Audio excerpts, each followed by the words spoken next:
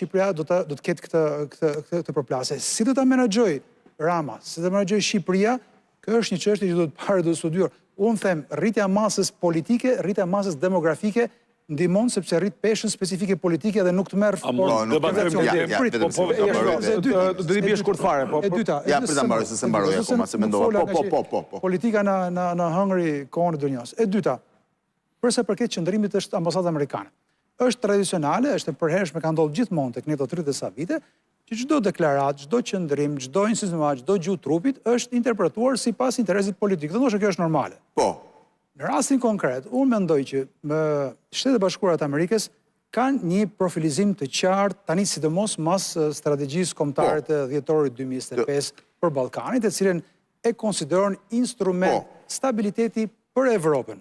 Dhe në këtë kuadër, instrumenti i stabilitetit për Evropën është pikërisht e lufta narkotrafiqëve. Pse? Sepse narkotrafiqët janë elementi bazë për ta destabilizuar Shqipërinë. Pra ata thellësisht e kanë qëllimin që Shqipëria të jetë vend stabil, pra janë për stabilitet të institucioneve sesa për rotacione politike. Duam, s'duam, na pëlqen, nuk na pëlqen. Një superfuqi si SBA në Ballkan nuk do donte një rotacion politik. Po. Edhe pse mund të kishte shumë arsye për të bërë rotacion politik, por po flas në gjuhën dhe mendimin se si ata e kanë. Sepse kjo do të krijonte një farë destabiliteti kur Ballkanin ata konsiderojnë instrument stabiliteti. Atëherë, për më tepër, kur kundër te, përballë te në opozitë ti ke jo shumë besueshëm. Themi të vërtetën. Opozita sot, dhe kemi qenë kritik gjithmonë me pamundësinë e opozitës për të çarë në nivelin e marrëdhënieve ndërkombëtare dhe ka jetike opozita e marrëdhënieve ndërkombëtare dhe sidomos me amerikanët, u fol në zgjedhjet e shkuara Belind që do të lëbohet $6 milion etj. Ka qenë mashtrim ato $6 milion të gjitha. Ta kam thënë 100 herë në studio, vazhdon e përmend si shifër. $6 milion ishte kontrata. Po jo më keni paguar 250, më keni paguar rekorde publike. Nuk është ky thelbi. Thelbi është që prapë gjetë një mënyrë me çuke opozita problemit. Rike Rama, herë që kemi mundësi me për Ramën. Sepse për të rrëzuar Ramën duhet ta bësh përmes opozitës. Dhe i dënuar ta bësh përmes opozitës. Përmes opozitës po. Nëse opozita Belind nuk është e besueshme, nëse opozita ka non grata, ti thua amerikan, por amerikanët do kanë hequr non gratën. Se heqën non gratën amerikanët. E gjetë mundësinë me dalë non grata pra. Pra, në një emision ku jemi ftuar për të folur për bordën e paqes dhe për Edi Ramën del problemi prapë ke opozita. Patjetër. Nuk është kjo retorika, flasim në një emision tjetër sa duash ti për Berishën, për marrëdhëniet e PD-s e për gjitha. Që amerikanët të gjejnë një partner të rrim këtu ku është problemi sot. Që amerikanët gjejnë një partner të kryeministrit të Shqipërisë, që amerikanët të gjejnë një partner nuk është problemi Board of Peace fare. Konfuzoi presidenti Shqipave. Po pra, po nuk është problemi. Ja me kuptuar Nuk e kam mbyll akoma. Jo, ta mbylli Redi. Do jap nga 2 minuta ty me Irisin, po më premtu që do ziheni. Po pra, po ta mbyll më burr. Tani, SBA-s i duhet një partner i besueshëm në opozitë. Nëse do të rrëzosh Ramën dhe ndoshta ka ardhur kohë për të rrëzuar Ramën, për shkak skandaleve të cilat janë një pas ka ardhur koha ti ke Rama. Tani ndoshta thua se i bin që do ti ke Rama. Me gjitha këto që po le ta mbaroj, o Belin, po ta mbaroj, po. O Belin, të lutem, se ne bëjmë opozitë tash 20 vjet para se ti dilsh në skenë burr tash. Mos ta tregoj opozitën ne. Kur mos ta vjen. Po tash mos e kemi kohë që shkruajmë. Po. Tani problemi është ky, që opozita. Kushun? Që ke 20 vjet para se dilja unë. Po. Redi, vazhdo, Redi. Po i kam më çfarë. Redi, vazhdo. Mos e egzagjero kot. Tani unë po them, nuk egzagjeroj. Unë po them që ndërkombëtarët, zëmos SBA-t, duan një partner të besueshëm në opozitë. Dakor? Patjetër. Dhe ti nuk po ja jep zotëri, sepse ai tjetri po vjen të thotë.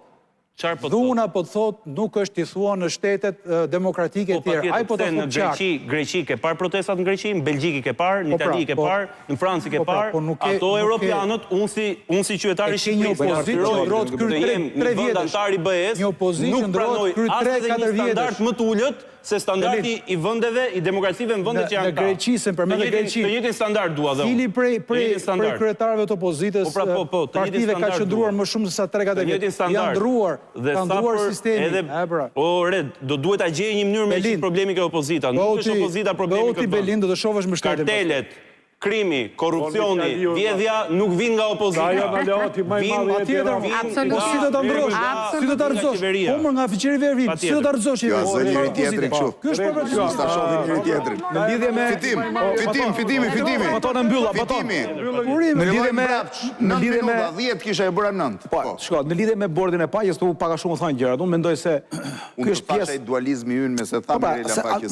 Se atë do të them, shiko, Presidenti Trump dhe administrata amerikane ka një pikpamje komplet tjetër për marrëdhënien ndërkombëtare, sikur se e tham. Pra, tani balanca e fuqisë është kyçi.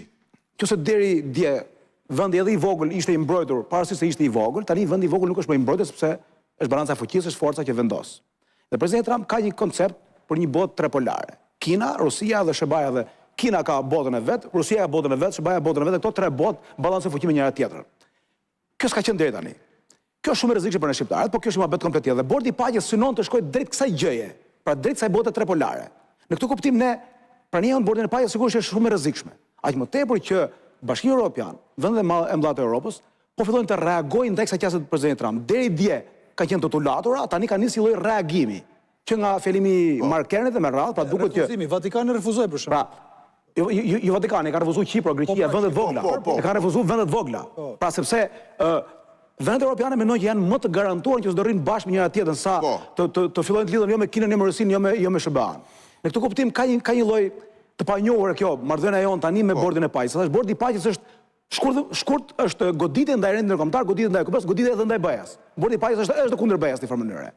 Kështu që do duhet një mençuri e madhe liderëve tanë politik shqiptar për të hyrë këtyre avazeve. Nesër do merret vesh si të shkojë kjo punë, mendoj që është pak e nxituar dhe pak e rrezikshme. Por për te kësaj kryeministri Rama ka shkuar atje, edhe për shkak të pozitës vetë, mendoj unë, të komplikuar në Shqipëri, për shkak sepse ishte ngritur një arradhe madhe diskuri që këte nuk e duan amerikanët do ta heqin, amerikanët do ta heqin si Maduro, do ta arrëzojnë, do ta bëjnë me radhë. Nisur edhe nga fakti që kishte një mostakim të plot administratë amerikane me qeveritarët shqiptarë që nga viti i vjetshëm.